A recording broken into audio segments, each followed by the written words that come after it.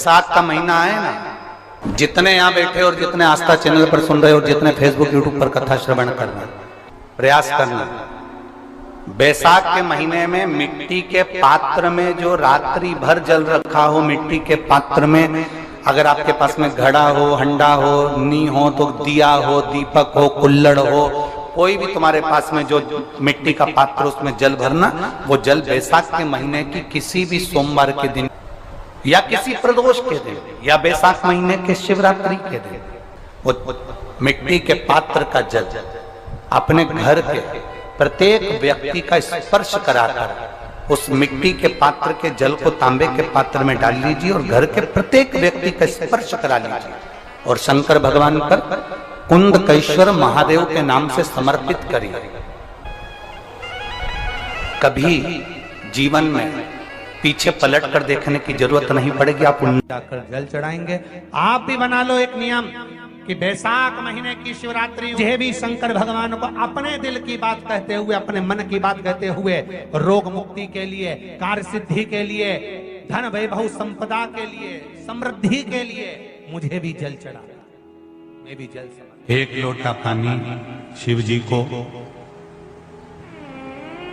उसमें बेलपत्र डालने के बाद हेड में उस जल को या कोई मिट्टी का सकोरा हो, बर्तन हो, घड़ा हो, कलश हो, उसमें भरा हुआ रखा हो, वो तांबे के पात्र में डाल लो, उसको ले जाकर चढ़ाओ। और एक और चीज का ध्यान रखना,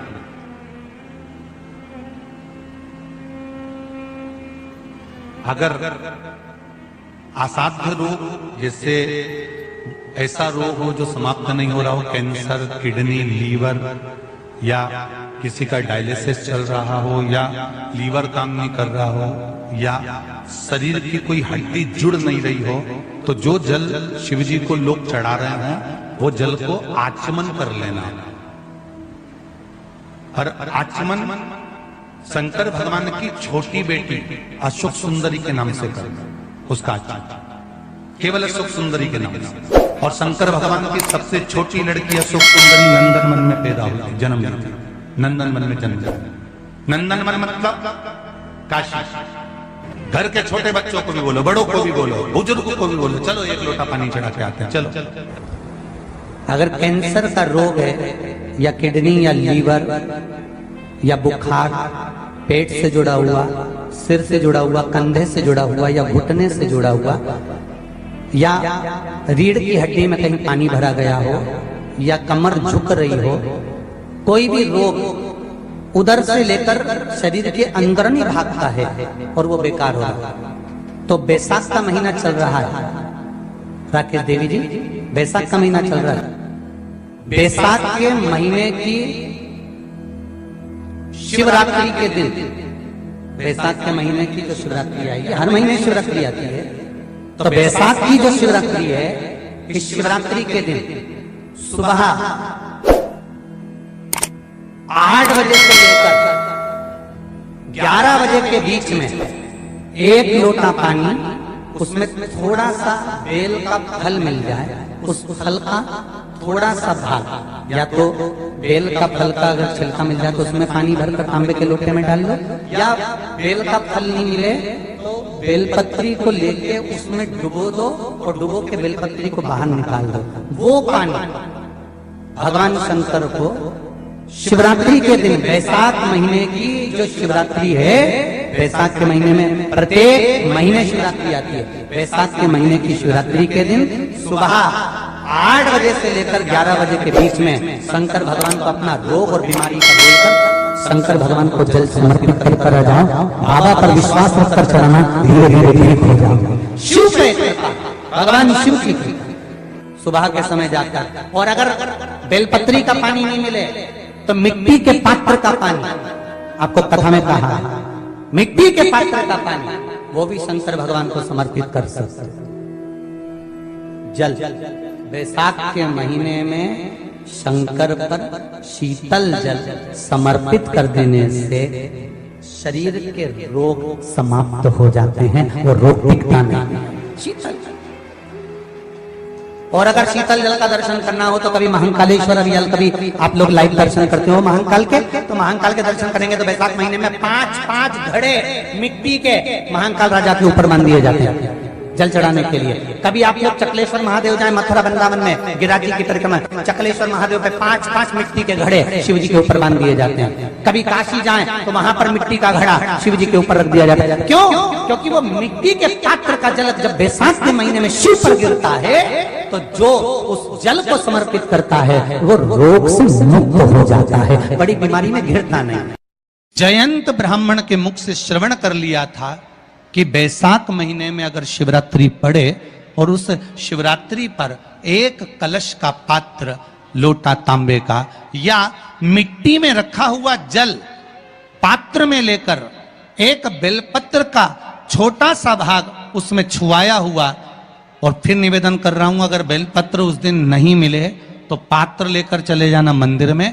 मंदिर में शंकर जी पे तो बेलपत्र चढ़ी होगी ना, अरे बोलो तो जरा, चढ़ी होगी ना। उसी बेलपत्र को धोकर फिर जल के पात्र में उसको छुआकर फिर शंकर भगवान को भाव से, दिल से जो चाहते हो, धन वैभव संपदा सत्ता या रोग से मुक्ति, चाहे उदर से जुड़ी हो। हाँ, एक चीज का ध्यान करना, अगर संपदा के लिए, विवाह के लिए या विद्या के लिए या अन्य चीजों के लिए आप शिव जी को जल चढ़ा रहे हो तो उसके जल को उठाकर नहीं लाना है। और अगर रोग के लिए जल चढ़ा रहे हो कि मुझे ये तकलीफ है, घर में ये बीमारी चल रही है या रोग चल रहा है या किडनी का या लीवर का या कैंसर का या ब्लड प्रेशर का, तो जो जल तुमने समर्पित करा उसको लेकर आकर आचमन भी करना। कौन से दिन?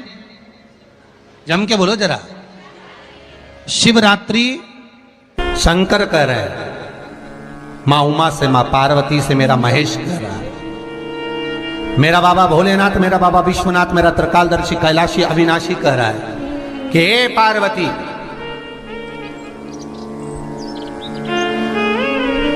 एक बीला, एक बेल जो मुझे समर्पित करता है और समर्पित करने के बाद उस बेल की महत्वता देखिए, जो बैसाख महीने में बाबा शंकर को जो चढ़ाया जाता है और 1000 अश्वमेध यज्ञ का पुण्य फल हम प्राप्त कर लेते, मात्र एक फल चढ़ाकर, मात्र एक फल चढ़ाकर। हे पार्वती, संसार का मनुष्य जब मुझे वो बेलपत्र समर्पित कर, वो बेल का फल समर्पित करता है, पार्वती वो फल जो मुझे चढ़ता है, फिर मैं भले नर्मदा के जल से निकला हुआ कंकर शंकर क्यों ना हूं, फिर चाहे मैं गंगा के जल से निकला हुआ कंकर शंकर क्यों ना हूं, चाहे फिर मैं यमुना के जल से निकला हुआ कंकर शंकर क्यों ना हूं, चाहे मैं सरयू के जल से निकला हुआ कंकर शंकर क्यों ना हूं, चाहे मंदाकिनी के जल से निकला हुआ कंकर शंकर क्यों ना हूं, ए पार्वती, फिर जो भी शिवलिंग पर वो बेल समर्पित होता है वो बेल उठाकर जीव अपने कार्य में ले सकता है। ये माँ उमा से कह रहे हैं। तो उस बेल की महत्वता जानेंगे। अब अपन उस बेल को जानने के लिए वापिस स्कंद पुराण में चले, तो स्कंद पुराण में लिखा हुआ है कि जो बेल बैसाख के महीने में शंकर को चढ़ाया जाता है वो बेल का फल उठाकर रख लिया जाता है। बैसाख के महीने में उस चढ़े हुए, बाकी के आपको बेल का फल खाना हो तो बात दूसरी, पर चढ़ा हुआ जो बेल का फल है वो पूरा बैसाख नहीं खाना। बैसाख के बाद में अगला जो महीना आए उस महीने के अंदर उस फल के अंदर का गुर्दा निकालकर उसको सुखा लीजिए, और सुखाकर जिस व्यक्ति को पथरी की बीमारी हो और जिस व्यक्ति को पेट में बहुत भोजन पचता ही नहीं है, पूरा शरीर पाचन क्रिया बेकार हो गई, उस व्यक्ति को केवल 7 दिन तक शंकर पर चढ़ा हुआ वो बेलपत्र प्रदान कर दीजिए। पथरी भी बाहर और पाचन क्रिया भी ठीक, जिंदगी भर तकलीफ नहीं। उस बैसाख में उस फल की इतनी महत्वता बाबा भोलेनाथ स्कंद पुराण, लिंग पुराण, नर्मदा पुराण, पद्म पुराण के अंतर्गत, शिव महापुराण के अंतर्गत वर्णन कर, उसकी महत्वता है। वो बेल का फल साधारण नहीं हो सकता। अब मंदार का जो पुष्प होता है, आंकड़े का जो फूल होता है, एक सफेद कलर का भी होता है और एक गुलाबी कलर का भी होता है। देखा है आप लोगों ने? बोलो, जम के बोलो, देखा है ना? गुलाबी कलर का जो पुष्प होता है वो आप मंदार का, आंकड़े का जो गुलाबी कलर का पुष्प होता है आप टीवी पे देख रहे होंगे, एक सफेद देख रहे होंगे, एक मंदार का गुलाबी फूल, नीला कलर का फूल देख रहे होंगे। जो नीला कलर का जो पुष्प होता है, गुलाबी कलर का जो आंकड़े का फूल होता है, प्रयास करना। जब किसी विषम परिस्थिति में फंस गए, विषम परिस्थिति, जब आपको लग रहा है कि मुझे बहुत भय लग रहा है, कुछ बुरा होने वाला, आपको लग रहा है आज मेरी उल्टी आंख बहुत फड़क रही है, कुछ गड़बड़ होने वाला, आपको लग रहा है मेरी सीधी आंख फड़क रही, कुछ गड़बड़ होने वाला, तब केवल वो नीला जो गुलाबी पुष्प है मंदार का, उसको कहीं से लाकर शिवालय में अशोक सुंदरी वाली जगह पर स्पर्श कर कर शिवलिंग पर आप चढ़ा दीजिए। आपकी विषम परिस्थिति कैसी भी होगी वो रास्ता बनाकर बाहर निकल जाएगी। आपको फंसना नहीं, परेशान नहीं। मंदार आंकड़ा, सफेद आंकड़े का पुष्प भी भगवान शिव को समर्पित होकर, जैसे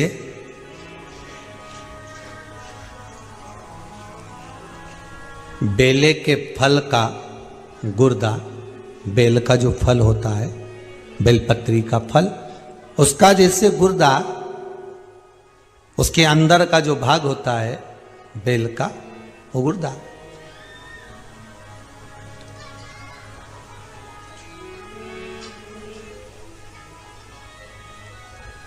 उसको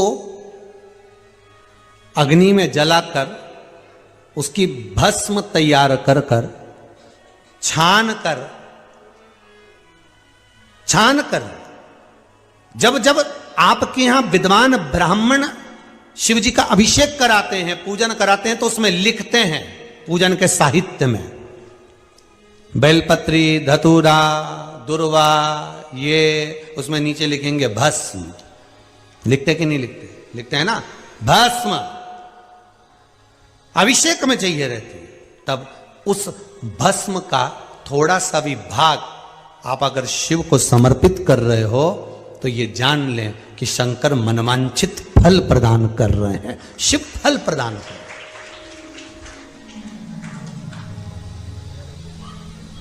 महाराज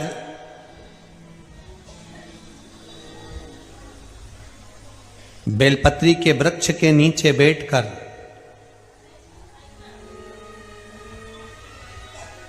हाथ में एक बेलपत्र का पत्ता रखकर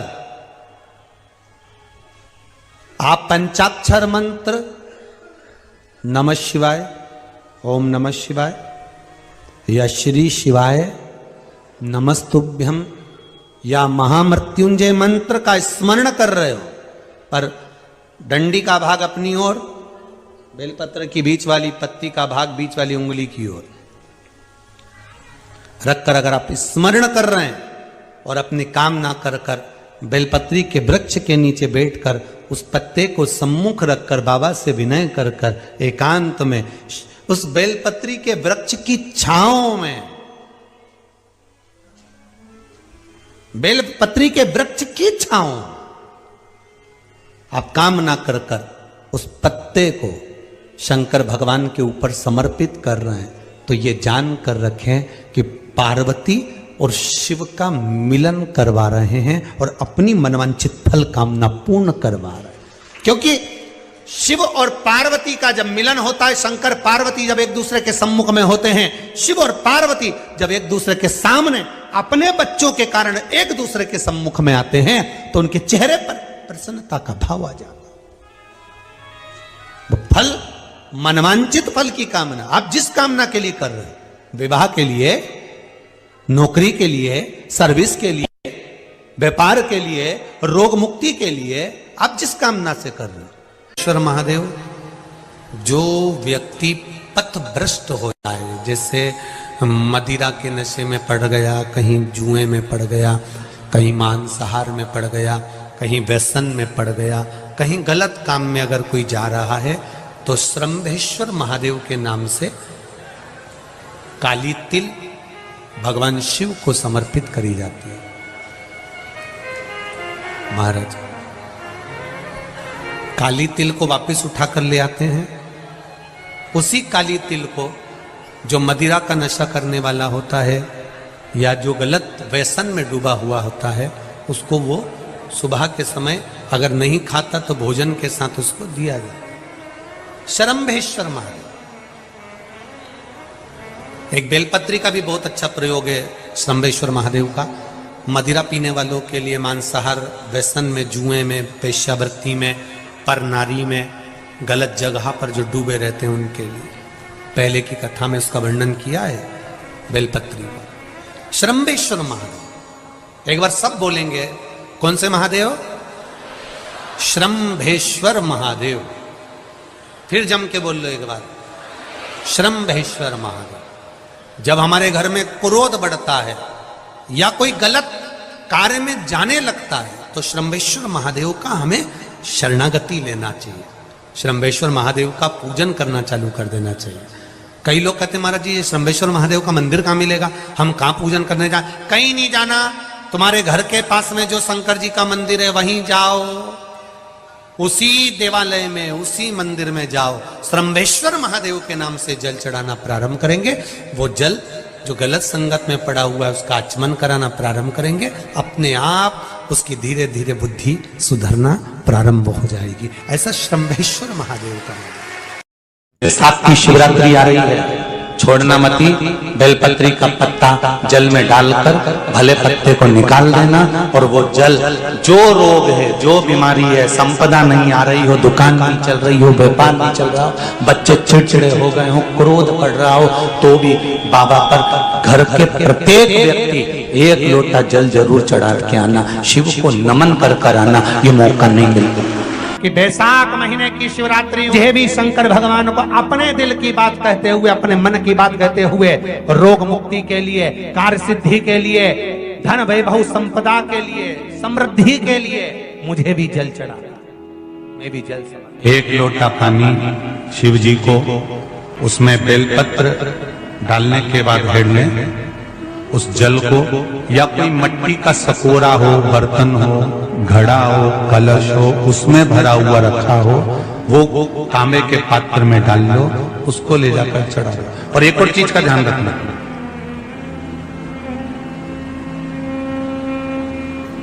अगर असाध्य रोग, जैसे ऐसा रोग हो जो समाप्त नहीं हो रहा हो, कैंसर, किडनी, लीवर, या किसी का डायलिसिस चल रहा हो, या लीवर काम नहीं कर रहा हो, या शरीर की कोई हड्डी जुड़ नहीं रही हो, तो जो जल शिव जी को लोग चढ़ा रहे हैं वो जल को आचमन कर लेना।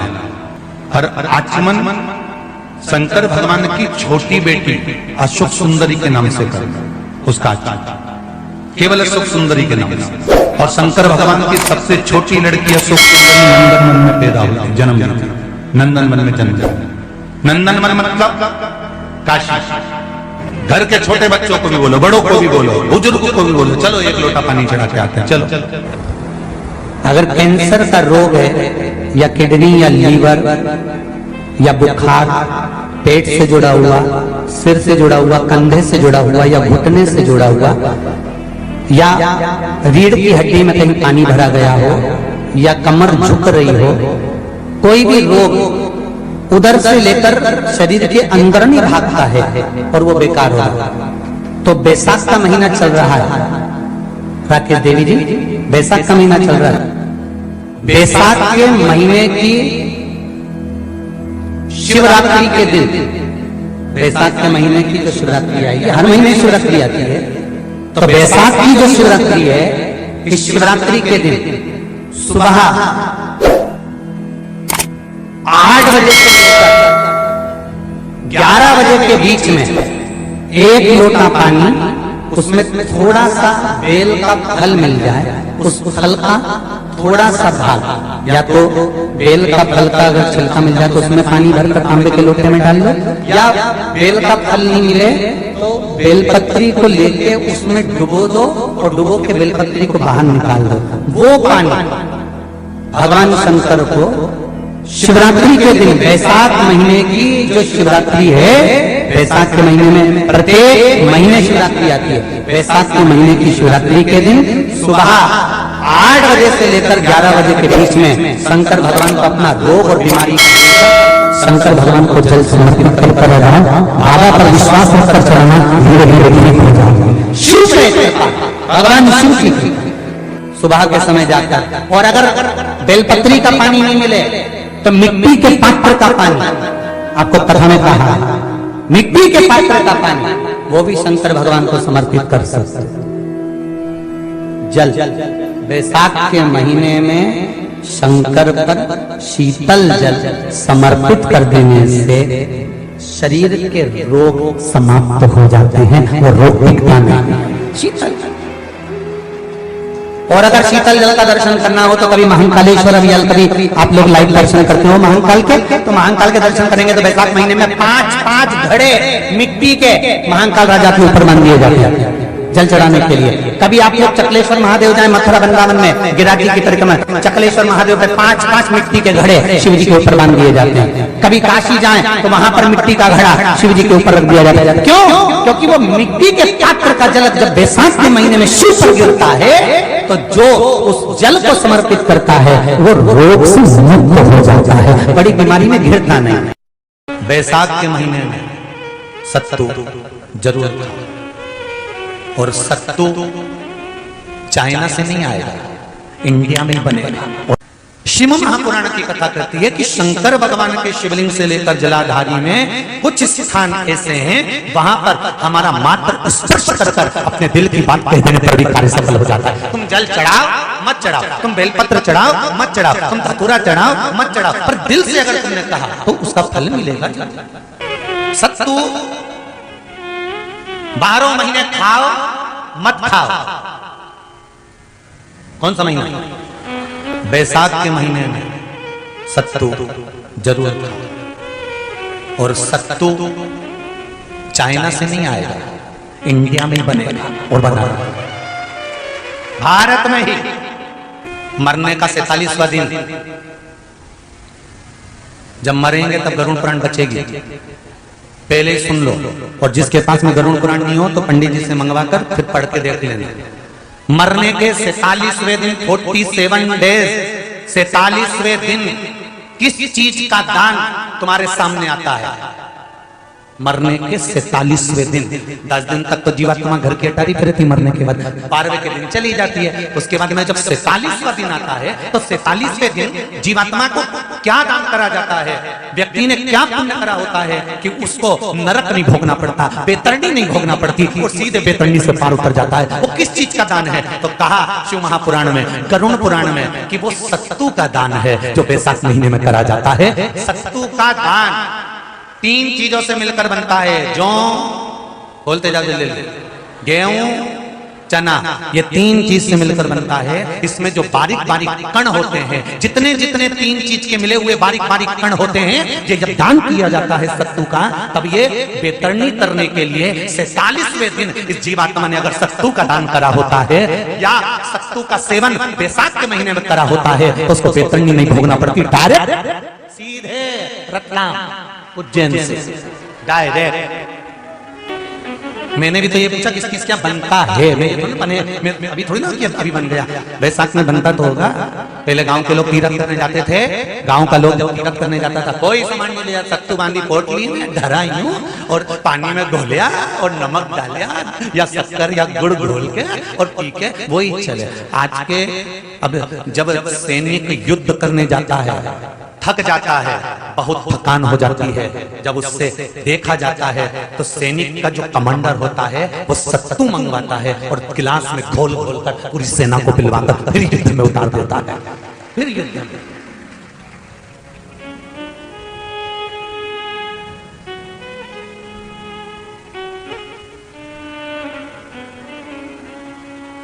साधारण नहीं है महाराज। सत्तू में जितने बारीक बारीक कण होते हैं, जितने बारीक बारीक कण, अब तुम्हें काम करना, अभी जब फ्री हो तो कागज पे रख के सत्तू का एक कण गिनना, 1 2 3 बारीक बारीक गिनते रहना जरा। तो तुम्हारा क्या जाए गिनने में? भगवान कृष्ण के हाथ में पट्टी बंधी थी तो उनने भी तो रुक्मणी को गिनने को दिया था, जरा गिन तो जरा इसमें कितने धागे हैं। रुक्मणी जी ने कहा इसमें 9,999 धागे हैं। भगवान ने कहा बस यही 9,999 मुझे द्रौपदी को वापिस लौटाना है। गिनती लगा लो, अभी अभी लगा लो, ऊपर तो भगवान गिन के बता ही देगा कि तुमने जो सत्तू दान करा था, तुमने जो सत्तू खाया था, तुमने जो सत्तू भगवान को दिया था, सत्तू का लड्डू बनाकर तुमने बैसाख महीने में भगवान की जो पूजन करी थी, तो अमावस्या के दिन, पूर्णिमा के दिन या अक्षय तृतीया के दिन तुमने जो सत्तू दिया था, भगवान तो गिनती बता देगा कि उस सत्तू में कितना कण था। और अगर नहीं बताए तो तुम आंदोलन पे बैठ जाओगे कि हमें बताओ पहले हमने कितना सत्तू दिया था, उसमें कितने कण थे, बताना पड़ेगा।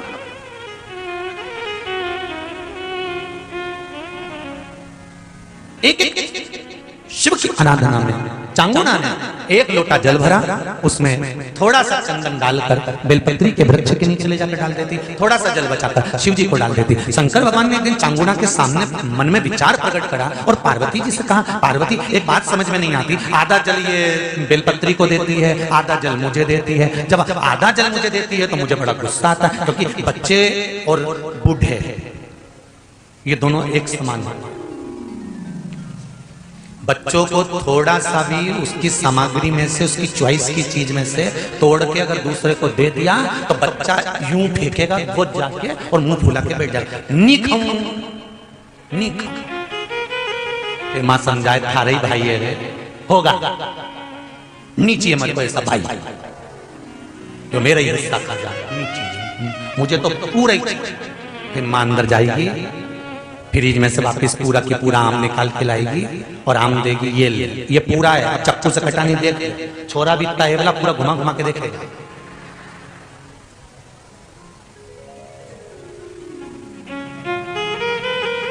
पूरा देख लिया तब नहीं।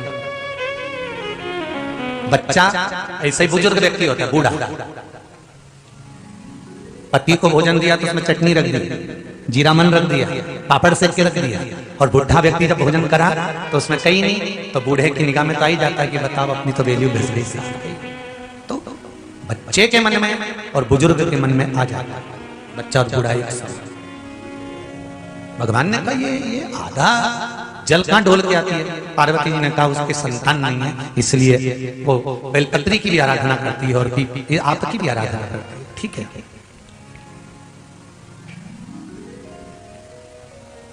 भगवान देवादिदेव महादेव ने देखा चांगुना ने बहुत सेवा कर ली।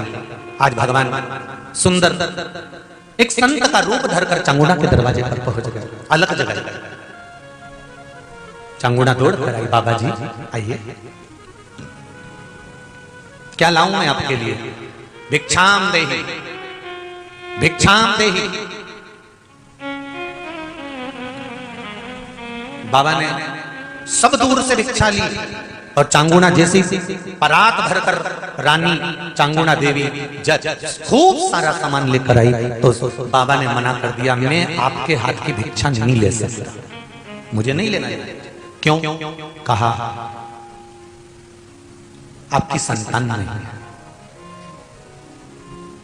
आपकी औलाद नहीं है, संतान नहीं है, और अगर आपकी संतान नहीं है तो आपके हाथ की भिक्षा लूंगा तो मैं भिक्षा लेकर जाऊंगा कहां? मुझे आपके हाथ की भिक्षा नहीं चाहिए।